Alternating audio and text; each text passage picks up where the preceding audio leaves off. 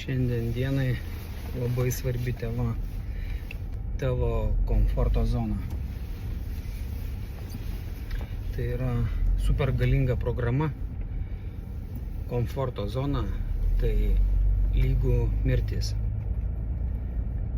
Apie tai puikiai apibrėžia netgi ir mokslas, ir medicina.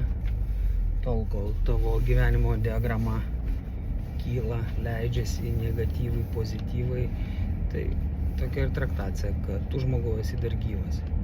Kada neutrali lygi linija, tai jau yra komforto zona.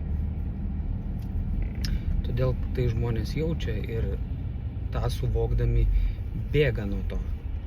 Bėga, kliūna, klysta, tada tamsios mintis, baimė ir kančia. Ir tada viso to nenorėdami vėl grįžta į komforto zoną ir vėl tampa tuo įkaitais. Tai yra kaip ratai tokie, ciklai, ratai. Link ko vedu ir ką siūlau? Priimti tai, kad tavo padarytos klaidos tai yra tavo galimybės ir laipteliai kilti į viršų. Tavo gyvenimo baimė tai yra tavo resursas,